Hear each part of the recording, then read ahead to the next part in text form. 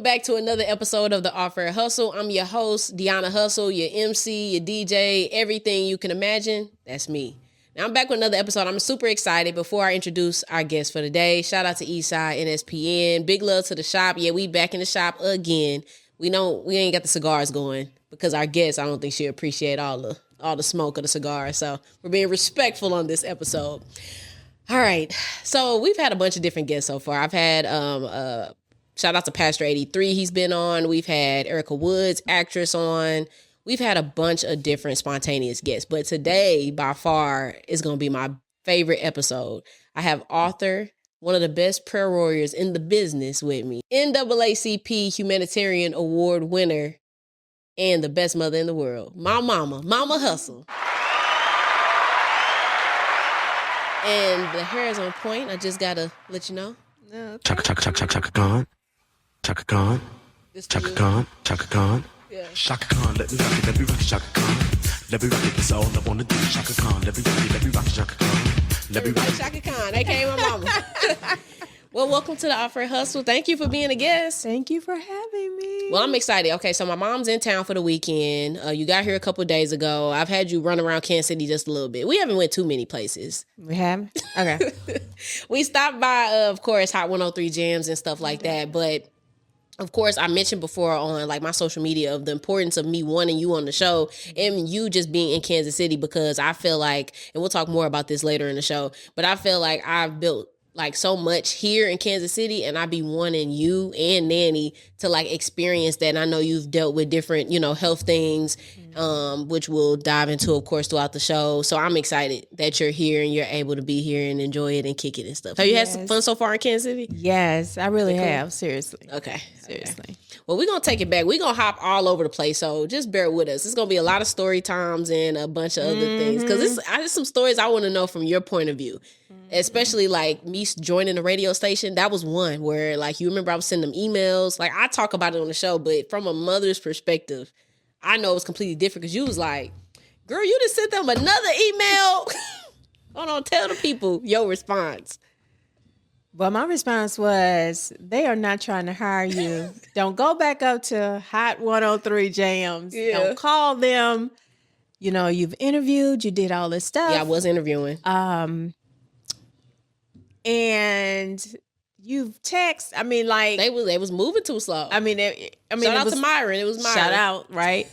It was like a 1-year process. I'm like, no, girl, no. You was like, this. I ain't never heard of this before. This, this don't make sense. Yeah, you make it make sense, right? Yeah, and it wasn't making sense. It wouldn't add up. But I'm just so glad that because you are who you are, you were determined enough to stay in the process. Because had you pulled out, wouldn't be here. You wouldn't be here. Yeah. So that is that. And it doesn't mean that another door would not have opened. Of course. But that one would have been closed. Mm-hmm. So, yeah, that is true. But let's take it back to high school. Yeah, let's go all the way back to Lutheran North, St. Louis. So I started, what was that, like 2011 or whatnot. And so at that point in time, I was still playing basketball and whatever. And I was, I thought I was the greatest hooper of all time. In middle school, I was. Then when I got to middle school from high school, I realized everybody was playing like me, like I was. I was like, oh, dang. So it was a completely different experience. But one of the things that I remember is you and I have had this conversation where because of your experience in high school, you knew that you wanted to send me to a private school. We had a lot of conversation about public and private on our show on Offer Hustle. So I would love to get like from your perspective, being a mother, of you being like, you know what, I wanted to put my kid in this school, and plus, the tuition, was a lot. So what made you make the decision to put me in a private school in the first place? So it was a decision, okay, but once I gave my life to Christ, I knew that it wasn't fair. It didn't feel right for me to be excelling in the things of the Lord, right? But my kid wasn't really exposed to it. It didn't make sense. So when I began to learn different things pertaining to the Bible, I knew that sending you to a Christian school was definitely going to be something that I was going to have to make it happen. Yeah.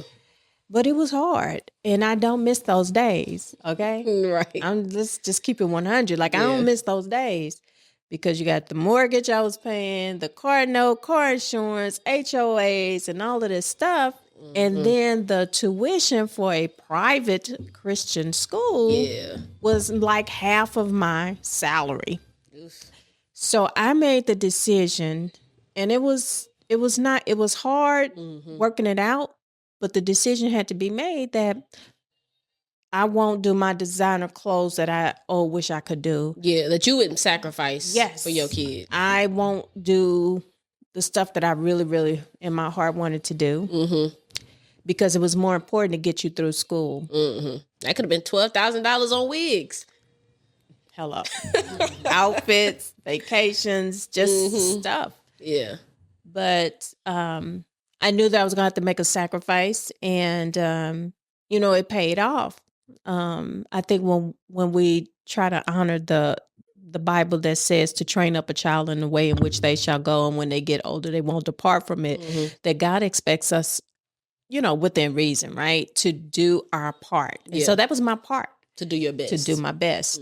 And so it was hard. I remember I was working one afternoon, and I got a call from the high school, right, saying, you owe $1,300. You got 2 days to pay it, or we're going to ask your daughter to leave. And I thought, you got to be kidding me, right? I had already made a payment arrangements for this $1,300. I knew that it was on the books, right? And I was just devastated. I hung up and I just began to pray at my desk. I was like, okay, $1,300, 2 days. How in the world? So I started making phone calls, of people who had initially told me, if you ever need anything, time to pull that card. Right. If you need anything, we're just so glad you're just doing such a great job. If you need anything. So I called those anything people, and they was like, we really can't help you right now because, this, should call sooner. No, I'm just saying. And so I was like, okay, Lord, what do? I was really getting in a panic. And so I came up with the money because I just made it happen.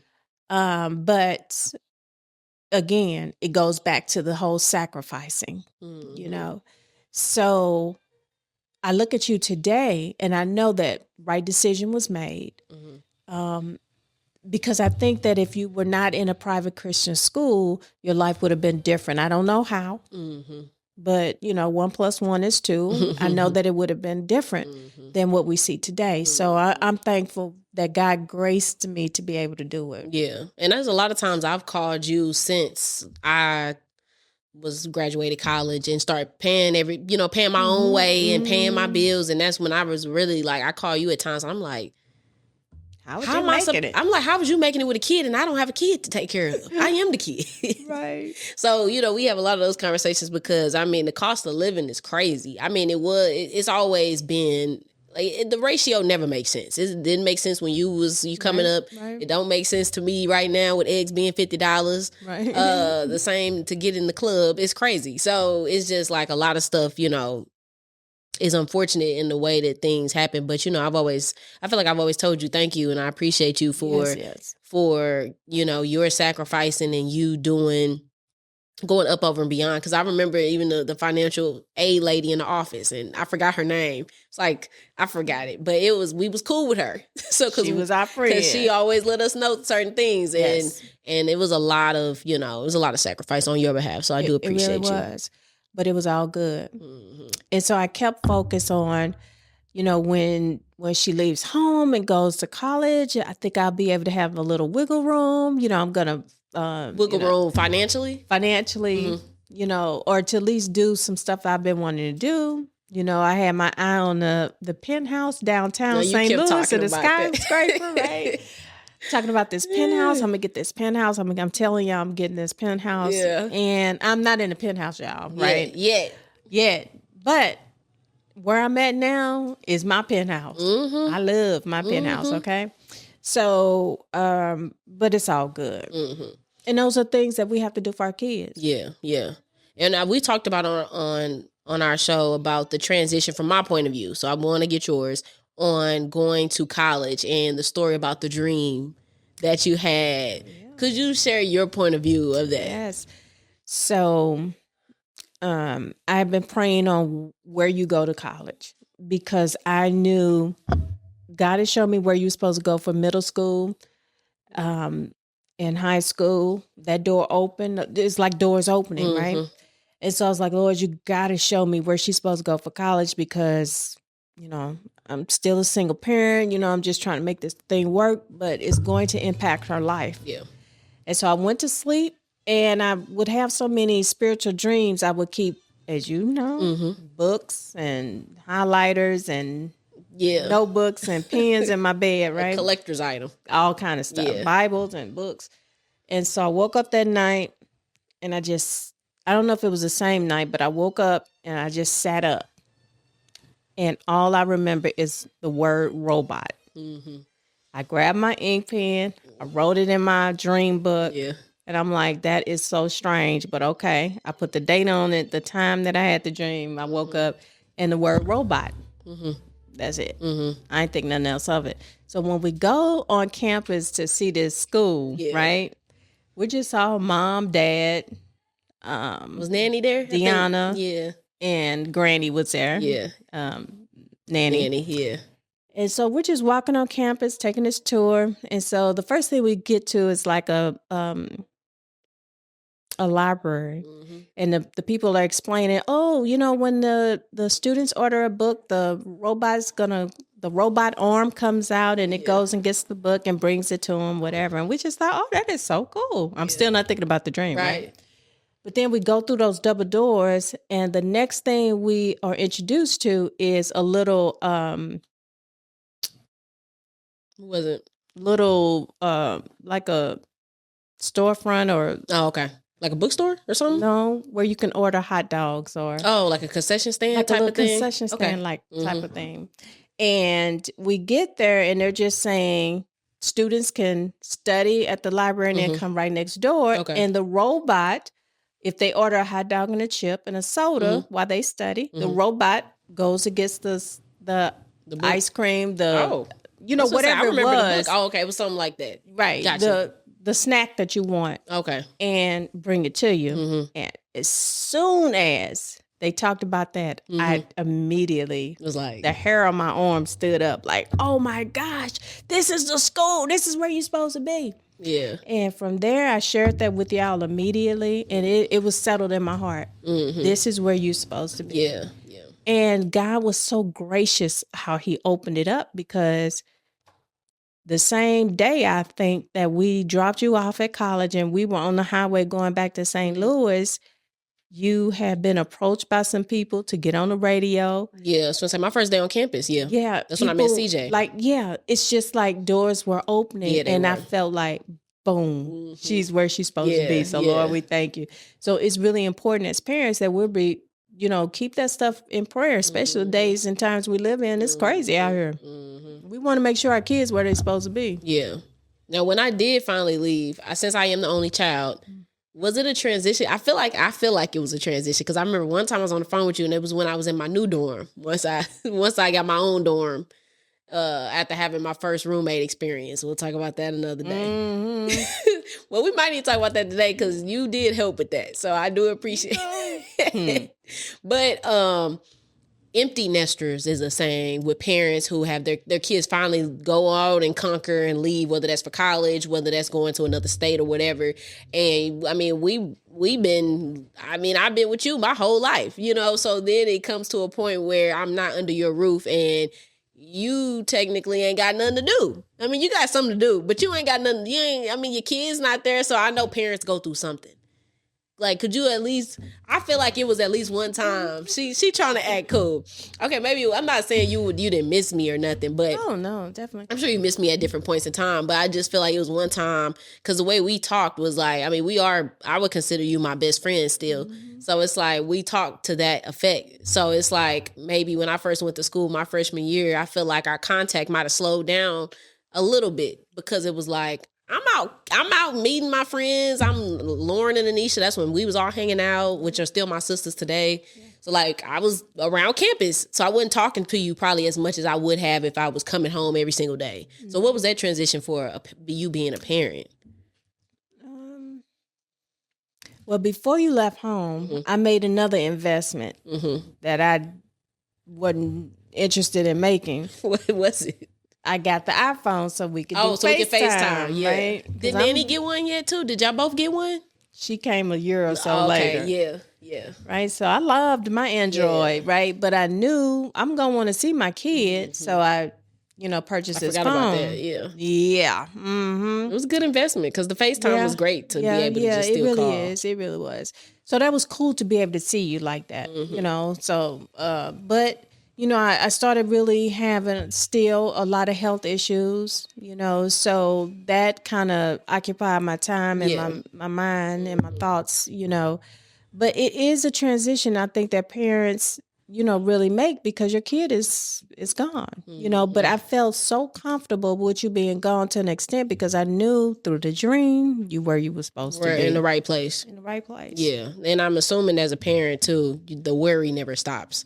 Because even now, I mean, you unfortunately see a lot of bad stories happen. And then you see people in the comments like, why didn't nobody check on them for days? Because it's like people are out living their lives. Some families aren't used to speaking to their family members every single day. So I understand that too. But like the way we are, I mean, you still be up to 3 a.m. telling them, where you at? Have you made it? Yeah. Because I mean, that's still a thing. Yeah, this is some real talk, right? Like I just think that, that parents should have, you should know where your kids are. I mean, even when they're grown to an extent, healthy, because there's so much going on.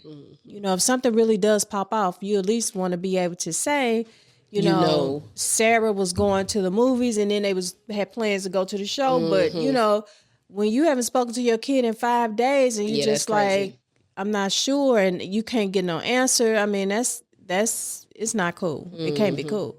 So I appreciate you allowing us to have constant communication on that end. Well, you text me 3-4 times if I don't text back, so I don't have a choice. And I do have in my iPhone a story to tell about what I couldn't get in touch with you. Oh my goodness, we gotta tell. We gotta tell that. Okay, we can go right now. Go ahead. Yeah. Well, let me set it first, and then I'll let you set it. Set it up.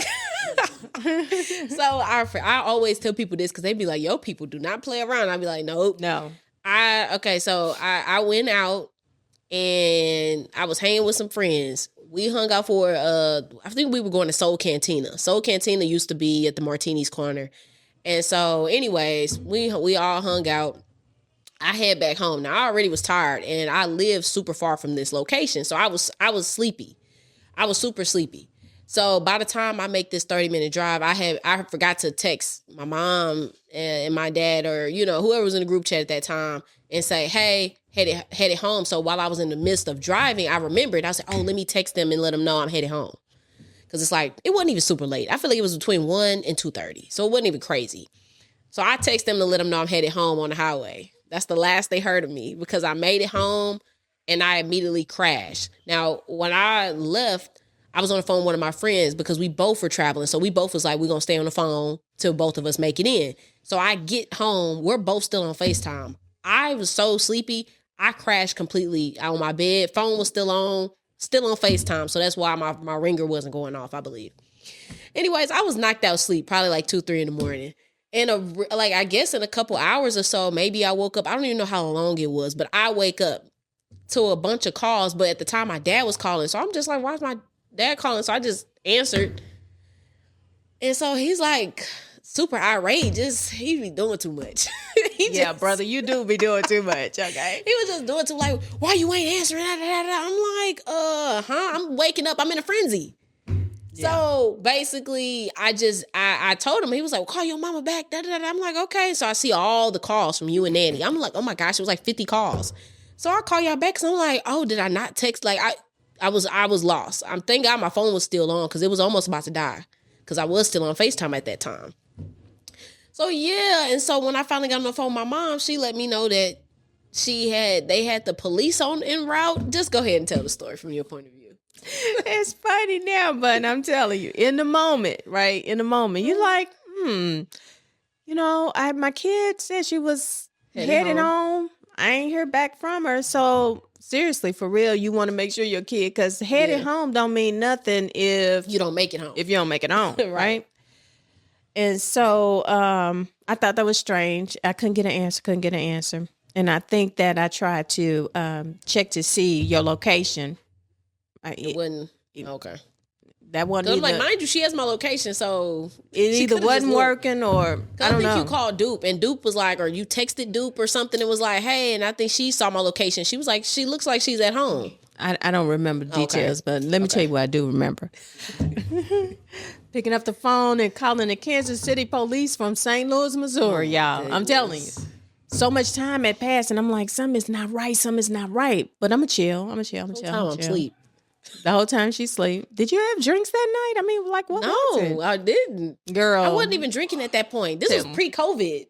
I wasn't even. Girl, don't I bring didn't start COVID drinking. in. No, What I didn't COVID start got drinking. to do with I didn't anything? start even in being able to enjoy a drink of liquor until COVID happened. Girl. I feel like that sent everybody into a spiral. Yeah, so I wasn't drinking then. Sister. I was sleepy. I was tired because I stayed out way past the time I should have. Sister, all I know is my kid was missing, y'all. My kid was missing. I was just about to put a missing flyer together. Do you know that? And she quick with them flyers. Y'all know I'm quick with the flyers. So anyway, call Kansas City police. Yeah, I'm gonna need you to do a drive-by. Here's the address. I think my kid. I just need you to do a wellness check. And so her dad is a police officer. And then my whole career was really based on working with high-risk offenders, going in and out of prison and stuff. So we down with all the law enforcement stuff, right? Don't make me go law enforcement on you, right? And so they like, yeah, okay, we got a couple other things, but they were going to do a drive-by and, do a wellness check on you, whatever. And I end up canceling it because you finally had called, and I'm like, well, I had called a few of your friends, Right. And I had text a few people, Right. And they like, no, we haven't heard from her, Deona, this, that, and the other. I'm like, what? Yeah, because I think somebody had probably called me while I was asleep too. Y'all weren't the only people that called me, but I think Dupe had probably texted me, but I thought she got in contact with you or something. Yeah. But either way, to say she didn't know where you were, right? So anyway, nonetheless, young people, have a good time. Okay, I'm down with that. But check in with your people, okay? Let your people know you still alive. Ain't nobody rolled up on you with some mask on and took, shipped you away somewhere, right? Because I think we need to do a better job as parents of knowing what's going on with our kids. Even when they're grown, like maybe in a healthy way, right? We cool, so we get to chat like that, but know where your people are. Yeah. It's too much going on. And I just tell people to do the location, because me and my friends, we in our circle, we do the location thing too. So if someone's like, hey, I'm on a date, here's the, just so we know, and to check in later and make sure she made it home. Like that's how our friend groups are too. That's right. So I feel like you definitely have to do that too, because it's a lot of, you see missing people every single day. You just see a lot of crazy stuff happening. And then of course accidents happen too. Somebody could have gotten in a car accident and you don't know that they went to the hospital. Now you're looking for them. So it could just be anything. It could be anything. But you often see these stories on the news and especially on social media now, where Bridget was going to the, Bridget was going to Walgreens to get Bridget was going to the Illusion. Bridget was going to Walgreens and ain't nobody seen her in 2 days. Like, what happened? Yeah. She lived like down the street from Walgreens, So these things are real. So good. Back to high school. We talked about this a couple days ago. When you stop by Hot 103 Jams, then the whole phrase, get your hustle on or something like that. And so when in the morning when we was getting ready for school, my mama always used to say, and I thought you said it a certain way, but either way, it was like, it's when she says this one statement, she said it around the same time every morning, which lets you know it's time to get in the car. And she said it, she didn't switch it up. She said it every single day. So just imagine you being like, I'm tired of this. I'm tired of this, Grandpa. Like I was sick and tired of hearing her say that. So But it's funny because, of course, now Deona Right. Hustle. She stole the word she hated the most. She just stole it. Right? Okay, so basically, you getting ready in the morning. I work downtown St. Louis, so we got traveling to do. Yeah. And I'm supposed to be at work at 8:00. You supposed to be at school at whatever time. So I got to drop a kid out, blah, blah, blah. So every morning, yes, I would say, come on, get your hustle on. Hustle up. Come on. Triggering, right? She just want to have a family meeting to say, can you say something else? Because that's just bothering me. I'm like, girl. I didn't say that till I was almost out the house too. It don't matter. I'm still like, girl. Yeah, I remember you was like, that's what's bothering you. I'm thinking, yes, so stop saying it. Yeah. Switch it up. That's all I wanted. Girl, anyway, we're not even going to go there, y'all. Y'all do not want to know. But anyway, so years later now, you're Deona Hustle. I know. I'm just saying. Well, you spoke. I planted that seed. I guess you did. Little did either one of us know. Yeah. That's crazy. I feel like it's so many other story times. Like I said, we're going to hop around a little bit. And so it's this one moment, we joke about it often, about the fruit snacks. Oh. Do you want to talk about the fruit snacks? You don't have to. Sure, yeah. Okay. But so as a kid, I don't know how old I was. You probably can answer better. I just remember us going maybe to Aldi or someplace. Shop and Save. Oh, we was at Shop and Save. And they had fruit snacks. And we had like a cart full of stuff probably. And so I just was super excited about these fruit snacks. We get to the register and I'll let you take it from there. So we get to the register, y'all. We didn't just go into the store to get fruit snacks, okay? I think my baby was about maybe 4 years old, 4 or 5. Okay. She understood the fruit snack concept, okay? Mm-hmm. She understood we're going to the store, we're going to buy the fruit snacks, and then we're going to pay for it, and then we're going to leave, and I'm going to get my fruit snacks. Then I'm going to eat them. And then I'm going to eat them. Not that day, you didn't. I did not. Because we go shopping, y'all. We are so pumped up. We're so excited. Mm-hmm. Hey, we going shopping. Hey. And then we fill the cart up with all kinds of stuff. Yeah, I mean, I got the shrimp, the lobster, the hamburger meat. We just lamb chops. The lamb chop, everything. Yeah. We right? And y'all, this is why I have this tissue. We get to the counter, we pay, they scan all this stuff. We like, yay, we got food. And the food stamp card didn't work. Glory. Declined. We were both devastated, but my baby was even quadruple devastated because she did not get her fruit snacks. All I wanted was the fruit snacks. I guess maybe I didn't have money to pay for it. I don't know. I was probably in shock. Like, wait a minute, hold up. Yeah, what happened? I just got this food stamp card. Right. Like, was it not activated? I don't. Like, did you ever figure out what was wrong with it? Because I mean, we went back eventually. I'm sure. Other than it didn't work, no. Yeah. I think that it had to have been activated, but I had just left the office, the agency. Okay. And they're like, yes, ma'am, you're good to go. I'm like, me and my baby can go shopping. Yes, ma'am, you're good, Miss Perry. Hey. They lied and we went straight. Okay. Nobody said anything about a 24-hour period to be in the system. Right. I mean, I don't remember exactly what it was. Yeah, I'm sure they didn't. But when you hand me a food stamp card, you say, you and your baby should be good now. I kind of want to go shopping, right? They lied to us. Woo, that was devastating. Yeah. I do remember that. For both of us. Vaguely, but I do remember the whole fruit snack situation. I'm telling you, we both walked into the car like this. I mean, I'm telling you, it was just sad. Okay, Yeah. It was just sad. That was many years ago. So that was. You said I was 4, so yeah, probably was what, like 2001, 2002. Yeah, somewhere around there. Yeah. So yeah. Mm-hmm.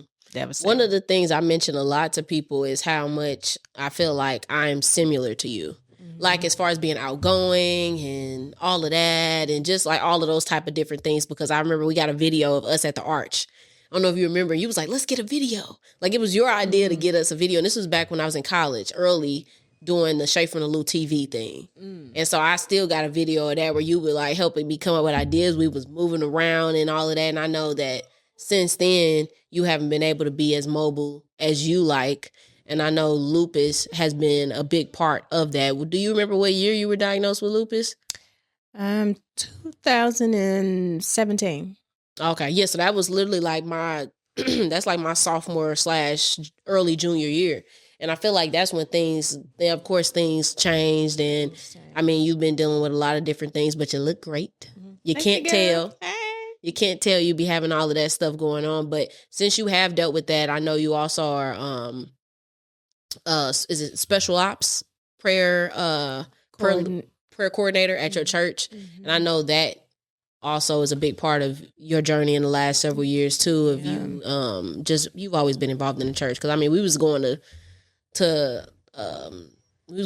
school. They let us out early to go to Bible study because y'all had that, and you were a part of the church then, and so you're still doing it now. But just with all of that, could you talk to some of that journey of like your health, and then of course being a prayer warrior and just leaning on that during that time? Well, I want to go back because it was in high school that you will not forget this. You used to always say, "I don't understand how you won't let me drive to school. My friends are driving to school," and I'm like, everybody was driving. Did we have the PT Cruiser back then? Yeah, girl, PT Cruiser. Now this class, my goodness, I was appreciative of that now, but when I see PT Cruiser now, I'll be like, that's such an ugly car. But it was cool then. I didn't matter. I didn't mind it. I didn't mind it. But what happened was, Deona did not understand that even for your kid to get a learner's permit to even start driving, you have to be on the insurance. You got to be on the insurance, right? Allegedly. No, honey. And so I couldn't afford it. And so I was like, I just give me a little bit more time. I promise, I'll make this right, blah, blah, blah. And she was like, I don't understand. I'm like, girl. Yeah, because I was like 16. I'm like, I was probably even older than 16. I passed the permit age. I understand now. Yeah. Because it would have doubled. Basically, it would have doubled. It would have increased your insurance. Yeah. It just would have doubled, right? And so I just couldn't afford it. I just couldn't afford it. And so,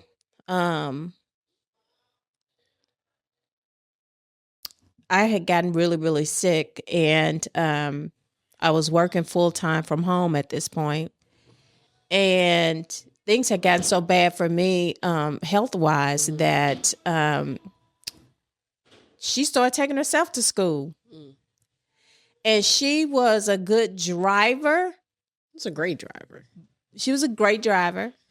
School was not too far. Yeah, it wasn't. But she could not drive out of the garage. Really? No, you couldn't handle the garage. What was my problem with driving out the garage? Because it was such a tight fit. Oh, I couldn't fit in there? You could go in slowly, but to come out to go to school was a problem. So I would get out of my sick bed, put on my house coat. I would go downstairs and I would put the car in reverse and get it out the garage, and then she would jump in it and take us up to high school. So, yeah, eventually I did start driving. Eventually, yeah, because I just couldn't take her anymore. So, yeah, that was crazy. But and the health journey has been a challenge, really ever since. Yeah. I don't have no words. I really don't. But the good news is I'm here. Yep. I can cook my food. I can walk now. Hey. I can do a little dance, do a little two-step. Hey. I can drive myself. Beep, beep. I can, get around. So these are good things. But it still continues to be an issue for me, different things. But it is through my relationship with the Lord that really He has graced me to be able to even to do any of it. Because at one point you may have remembered, not long ago, I text you and said, "Can I tell you something?" You say it all the time. No, I don't. No, you said it like at least 2-3 times. But what was it? Right. It was things that weren't good. Oh, that. Okay. Yeah. It was like, I just want to have this conversation with you in case I don't make it. Right.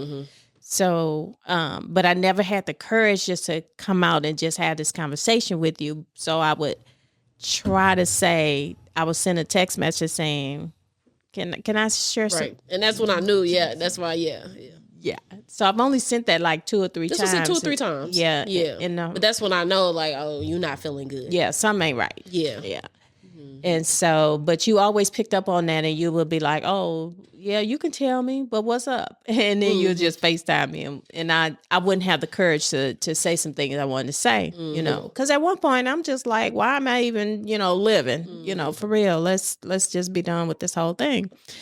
But so it has been hard, but it has been my church and the relationships with my church, my mom, and you are my best friends, in a sense. So you guys keep me encouraged and those type of things. So it is important to be plugged in to what God is doing.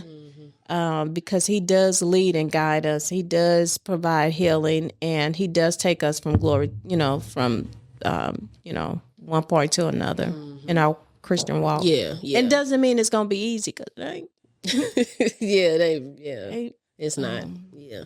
But I've always seen you persevere through that. And I mean, we all gonna have our days, and I know you deal with a lot with the health and all the many doctors that you have to see and balancing that. And that's another thing I definitely want to talk about as a Black woman, and a lot of people face this too, but specifically Black women do, of dealing with doctors. You telling them how you feeling, they disregard it. How many of those type of experiences have you had, especially in the last decade, where you feel like you got to keep telling them the same thing in different font for them to get it? Well, let me say a few years back, I had this one doctor. You know how we all have a birthday that we were born into the world. Well, this one doctor had tried to give me a death date. And I never shared with you or Mom what he told me on that visit. But I let him speak for a minute, and then I said to myself, "No, I'm shutting you down. No. You're not getting ready to speak no death over me." And so he kind of caught himself, and he said, "Oh well, I'm a Christian too." I'm like, dude, I'm just like, not talking like that. You straight fired, Yeah. And that's what I said to somebody else, but it's our responsibility to make sure that we're on top of our health. Yeah, and advocating for yourself. And advocating for ourselves. Because my doctors would tell you, some of them probably be like, oh, no, not her. I'm not trying to do your job. And I just need you to do yours. Right. Because my daughter will tell you, I know everything. I know many things, right? Because I'm trying to educate myself. Because if you don't ask, they're not going to talk about natural remedies. Right now, they are all trying to push me to have this major brain surgery. Yeah. I am not doing it. Yeah. I'm not. Yeah, we're going to go another route. I don't know what route it is, but we ain't doing that one. Yeah. No, I'm not going to wake up and be like, who is Jesus? Are you my daughter? Yeah, but seriously. For real. Right. So we're not doing that. But those are things that are on the table for me right now. But we have to know, we have to be able to shut them down. And we have to be able to continue to advocate, because I'm going to tell you something. On some recent tests, as recent as a couple of weeks ago, I saw some things and I had to pick up the phone and call the doctors and the report came back and said X, Y, and Z. I haven't heard from you or your staff. Right. And if you would notice on page 2, I mean, you have to break it all the way down. Yeah. So they probably like, oh, no, not her. But you do. You just have to make sure that you are advocating for yourself, because I probably wouldn't be here if I did not just put a stop to a lot of, stuff. It's crazy. Yeah. And to me, you shouldn't even have to do it. Like, you should know, you should be knowledgeable of your things, but you shouldn't have to feel like you got to force their hand to treat you or take what you're saying seriously, or whatever the case may be, because you're already dealing with the health things. You don't want to deal with feeling like you got to get the help yourself. And you know what I mean? No. I tell my mom all the time, that it's a full-time job being just disabled, because you making all these phone calls, you on hold half a day, people probably purposely hanging up on you when you do finally get through. You got to start the process over, and then you got to order this test, you got to follow up, you got to fax this. I mean, it's a lot. It's so much. Yeah. Since you've been dealing with that and just your life in general, do you feel like you have anything you would change about, like if you could go back in time and change certain things or any type of regrets? Do you think about that? Well, I used to think as early as maybe last month that I wish I could just go back to the way I was before I started getting sick. Which meaning you being mobile and yeah. I missed, I like to do the hair and the nails and being myself. Yeah. And I be missing y'all coming here because I mean this is only your second time coming since graduation. No. Just missing taking vacation. If I can't get out of the bed to get a pizza that I ordered from the front door, I can't come to Kansas City to see you, you know? So it's very frustrating. But I used to think that, oh Lord, I wish I could just be who I was before I started getting really sick. And then God just really began to reveal to me, I'm trying to take you someplace else, even in your sickness. So going back is not even an option. Just because I could take care of myself a little bit better, I wasn't on the right path with him. Even though I was in church, right? So I no longer desire to go back in that sense. So I will share that as we are going through very challenging times, whether it's financial, divorce, relationships, issues with our kids, whether they're grown or they teenagers or whatever we're dealing with, issues at work, a lot of drama at work, or whatever. We won't even go through the lawsuit, all that stuff, right? We'll have to do a part 2, right? We will. But my point is that God is working things in me and through me to get me to a certain place, even in the midst of all of this sickness and, this stuff that I'm dealing with. It's crazy. Yeah, I know it's a battle, but crazy. I'm gonna get through it for sure. Yeah. Since we're already in the serious portion of the show, I mentioned this to you earlier, and I know that you and I have had so many stories that we share with each other, and you've told me a lot of stories. So I feel like maybe not a lot, but you told me a good amount where I feel like, okay, like I have an idea of how you were before I was here. And how you were in school and college, when you were Eastside Flyers. Is that what it is, a flyer? The head of the cheer team and all of those things. But I know that you mentioned this story, and I'll never forget one of your stories that you told me where you and Nanny went to a place to get food in East St. Louis. Would you feel comfortable talking about that story? I feel you talk about that a lot in your testimony, too. Yeah. And I don't talk much about it, but if it's part of like a testimony or something like that, I don't have a problem, really sharing. But the bottom line was, at some point, my hometown was considered the murder capital of the world, right? And so in that, I remember being home from college over like the Christmas holiday. And, that's like all of December or most of December and some of January. And so it was January, and I was going out that night with my friends. So I thought, well, I'm just going to, go to this one little corner store restaurant and whatnot. And my mother decided she would ride with me. Okay. So nonetheless, I was at the wrong place at the wrong time. And basically I was in the restaurant by myself, and there was 3 guys in there who basically held me up at gunpoint, right? Had a pistol right between my eyes. And so that was devastating. I mean, Yeah. you just can't imagine. You think to yourself, if something like that ever happened to me, I'll do this or I'll do that. Right. Let me tell you something. Whether the gun was loaded or not, I don't know.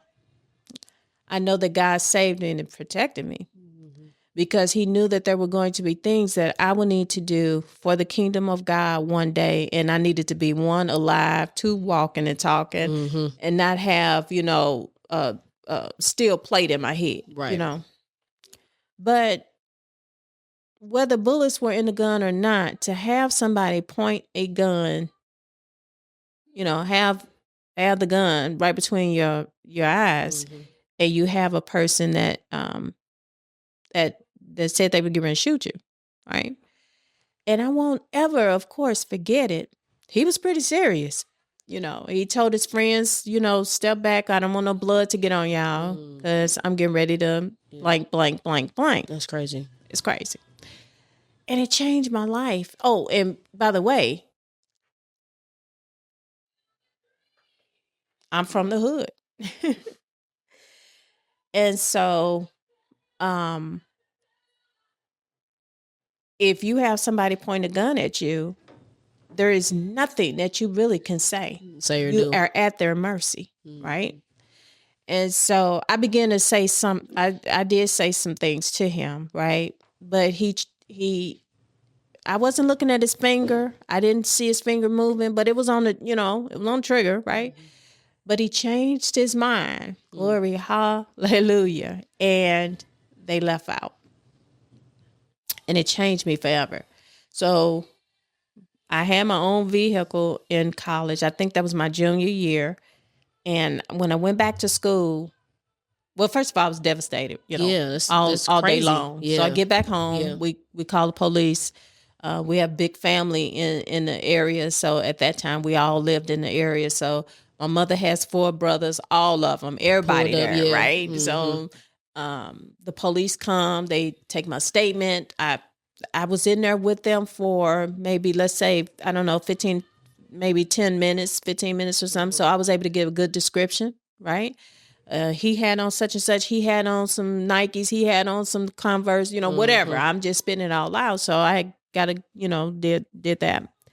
But it really changed me in not a cool way, because then I went into straight up PTS double D. Yeah. And did not really know what was happening, right? Really? So I go back to college.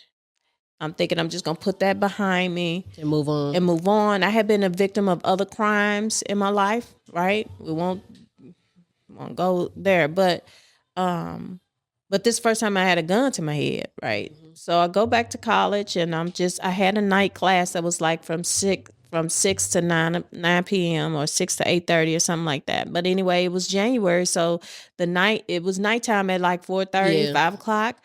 I was afraid to even go to class. So my friends, they would take my car, drop me off, and then they would come back and pick me up, and that was cool. So I'm walking down the hall, going to this one class, the night class, and I get on the elevator, and it's either 2 or 3 other guys that came on with me, and I just almost lost it. I don't know what I was thinking, but it triggered you back into that place at the something just happened, right? Just a trigger. I was afraid to be on the elevator with these people, right? And I remember pushing a button and just thinking, I can do this. So it already had closed. You couldn't even get out. I couldn't. No, Oh, okay. I had to ride. And so, they didn't bother me or anything. They didn't even pay me no mind, right? But there were things like that I began to experience.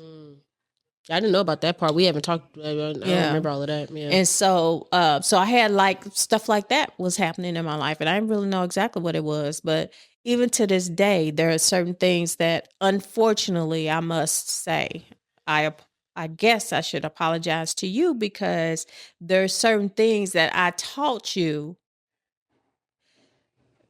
that I may have accidentally passed on PTSD in a sense. With what? With just the teaching you how to mean mug when you need to, That's necessary. code switch Yeah, when things don't look right. Walking into a 7-Eleven and making sure I know where the exits are. Yeah. I always tell you when you go to the T-Mobile Center to do your thing, don't just go at DJ or whatever. Where your exits at? Yeah. Know what's going on. Pay attention, And But it's important. I'd rather know that tonight. Yeah, and I don't think you have misused that, or you are obsessed with it. But I often wonder, did I overshare in my, did I overshare? I started carrying a pistol at one point out of fear, and I was ready to shoot anybody, I mean, it's just not good, right? But that's what PTSD That's does. what It happens. takes you to that place. It takes you to that place. I mean, I was in a really dark place, but I didn't know. I just thought, that happened to me. I would have had a trunk full of everything. I'm telling you. So I started carrying a pistol, and I didn't care about police. I didn't care about state police. I felt justified in carrying this weapon that was not registered, And I just thought, because what happened to me, I'm going to carry this pistol, blah, blah, blah, blah, blah, blah. And then when I found out I was pregnant with you, I think probably either right after you were born or right before, somewhere in there, I got rid of it. I gave it up, right? Oh, okay. But another sacrifice, but I see things differently than other people. And I think that people that, go to war or have some kind of violence PTSD, against them, that type PTSD of, in general, I don't just go to the movies and I'm just relaxing and eating popcorn. I'll relax and eat popcorn, but I know where my exits are. Right. I know where my exits are. If you used to say it all the time when I went to the movies, even in St. Louis, like, know your exits. I'd be, yeah. No, but I'll look. I just be like, girl. Pay attention. Because there's some people that's no longer with us, which they probably would have paid attention. Yeah, somebody would have said share something with them. Yeah. And I think it's a good thing when parents share certain stories with their kids, because you want to, I feel like people sometimes don't look at their parents as human. Like, they just be like, that's my mom. She's a superhero. Yeah. Like, your mom is a person too. Like, your mom was somebody, somebody's girlfriend, somebody's wife, somebody's daughter. Like, there's somebody else to somebody else. You know what I mean? Right. There's somebody to somebody else. Yeah. So I feel like I do a good job of realizing my family and my dad and nanny are humans. It's like, I understand we all make mistakes. I understand we all have other experiences that maybe you all have shared with me and maybe have not, like, that's life. Yeah. And I feel like you have to give, for a daughter, you have to give your parents grace in certain things when they do fall short. Now some people have situations with their parents, you can't give them grace. You can forgive them, but some things you might need to go your separate ways. Yeah. I'm not talking about that. I'm talking about like little small things here and there, disagreements, and just, things happening. So I definitely think on both ends, for a daughter and a mother, you have to allow each other the space to grow and also know that life is going to life. It's going to life. Yeah. So far, since you've been in Kansas City, you see all of Chief's Kingdom is what we call it here. But you see all of this. You've met some of my friends over the course of the last decade, some of my friends post-college. How have you felt like you've done as a mother? Well, I will say that while you're here in Kansas City, when things really got tough for me, my daughter, who is so sweet, Deona Hustle, she's so sweet. Well, she, things were really bad for me in St. Louis, so I could not leave my apartment. And what the friends that she developed while she was in college, they're all still very close. And some of the friends still were living in St. Louis. Yep. And she reached out to them, and I've developed a relationship with them, right? Yeah.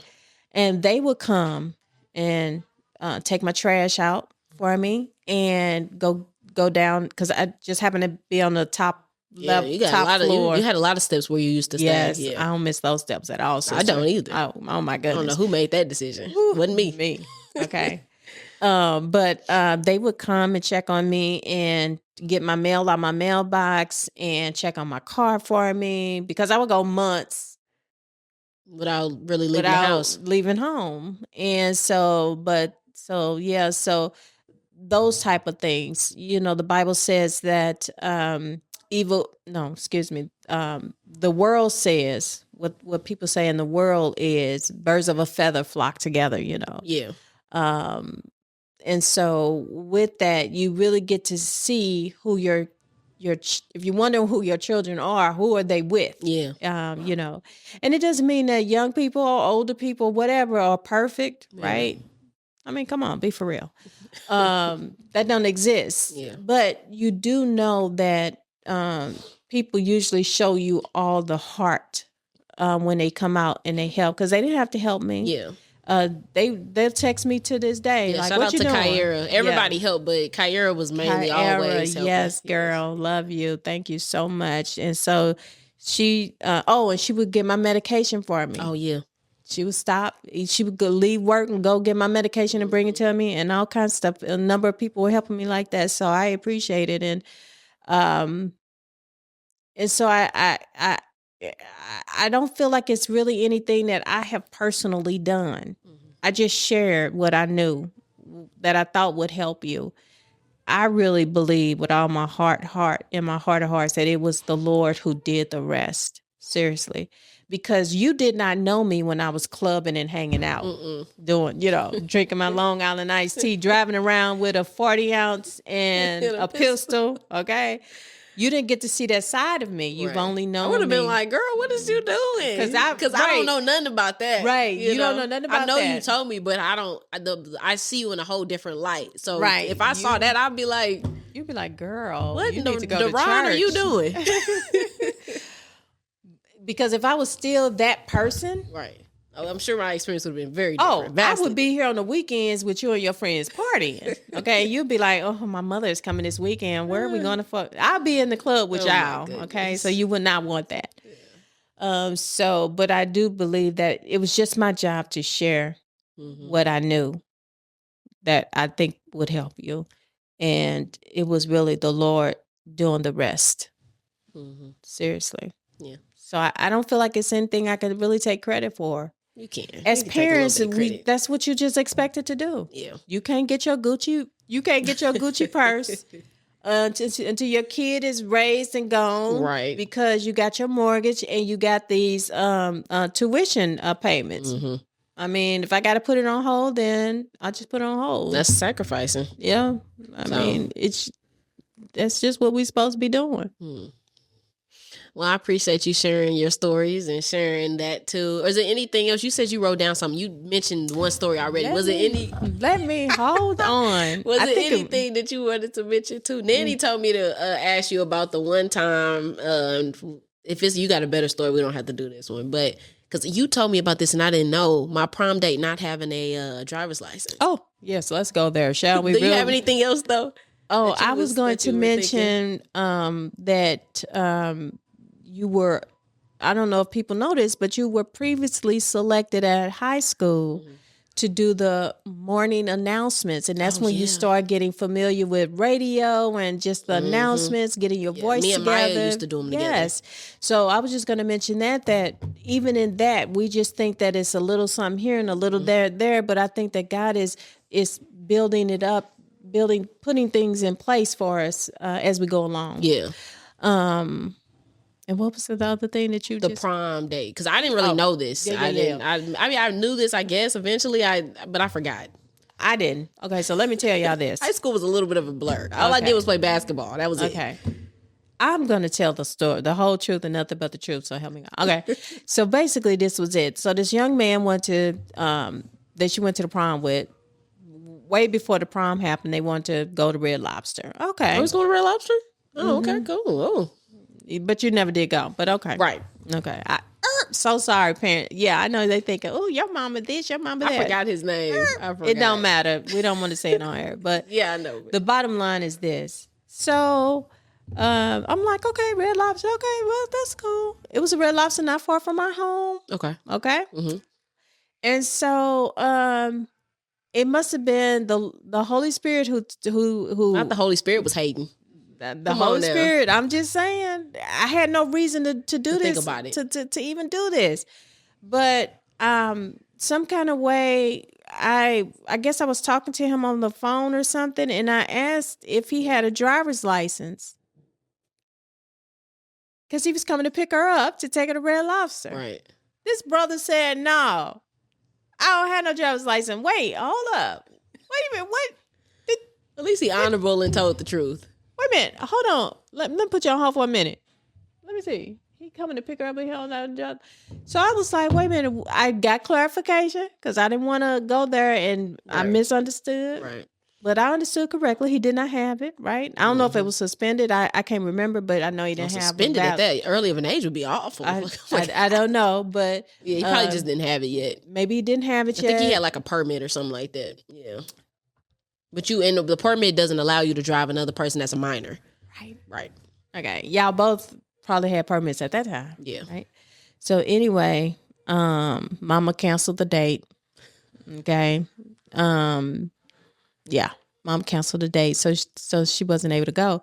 And then for prom, brother, you don't even have to worry about a license. We have a got, like, limo. a limo. We got I appreciate the limo, but that was the quickest limo of my life because he pulled up, took us, and he was like, "Oh, we gotta go." We went to the bowling alley. He was like, "Gotta go." I'm thinking we didn't even play. Like it was like 10, 15 minutes. Girl, why didn't you tell me? You know I would have wrote a letter and got a refund. But we had to go back, and I didn't want to mess up your pockets, because I didn't know how Girl. much it cost. So, but we went to the bowling alley. I had my friends. We was like, we stunned. As soon as we get to the bowling alley, they're like, "All right, y'all," but I think they ended up getting rides to leave, so they ended up maybe staying or something like that. But I'm a big firm believer in refunds when it's necessary. when it's necessary, put that call in. Call customer service. Well, you taught Write me a that letter. too. That's something else you taught me. Write a letter. Don't call. Yeah, you wrote a letter. She wrote a letter. I write that got letters, me my y'all. own dorm room in college. So Yes. Yeah. And then we went from your own dorm room. I had to write another letter. Yeah. To your own apartment on campus. Yeah. Yeah. I was gonna say I like the apartments. They tore those down, so it's unfortunately not there. They're gone. Yeah, They it's are. unfortunate. They did tear those down. But yeah. Parents write letters. Get your kids. Somebody got to respond to a letter. They'll tell you anything over the phone. If you need something for your kids, write a letter. Yeah, because it's documented. It's that or an documented. email. I say email because people can say they didn't get mail. Yeah. But you can't really, you can still say you didn't get an email, but I can still keep forwarding it to you. So I would say email. Email or fax.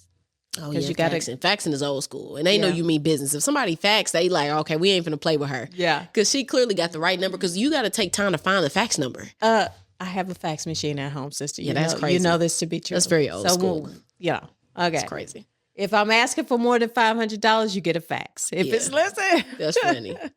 Well, I appreciate you being a guest on the Offer a Hustle, doing all the story times and reflecting and then being vulnerable enough and comfortable enough to share your personal stories and stuff like that. So yeah, thank you. This was fun. Did you have a good time? I did. Yeah. Well, you need to do Yes. this for your church. Y'all need to have do y'all big one with the podcast and stuff like Yeah. that. So that'll definitely be cool. Yeah. Any shout outs you wanna drop before we get up off the Offer a Hustle? Shout out to my mommy Nanny. Hey, Nanny. Hey Nanny. You're girl. next. You're next. Christmas time. Oh, we want to come back for Christmas. Yes. So hopefully Deona have us back for Christmas. Yeah. We'll help you put your tree up and stuff like That'd that. be fun. That'd Mind be you, I've never fun. had these experiences in my adult life. So that's why this type of stuff is important to me because I still want y'all to come back and decorate my apartment. All of those things I have not felt like I've experienced and I want to. So yes. Right. But you would have if I was If you were feeling if I was better. able to. Yeah, I know. Yeah. So that's what I'm saying. And I know you were disappointed by many things. Absolutely. I know that. You've shared that, and I have no words. Yeah, I understand. It's not in your control. So I have no words. So yeah. Yeah. But you've done well, and so my prayer for you is I want to shout you out that you continue to grow, stay open, be teachable, and continue to seek the Lord because the day and time we're living in, things are happening very quickly. And so you want to be ready when Jesus returns. Amen. So that's my shout That's out. cool with me. This rent keep going up and the eggs is expensive. So come on down there. When you're ready, come on. We ready for you. Well, this has been another episode of the Offer Hustle. Mama Hustle.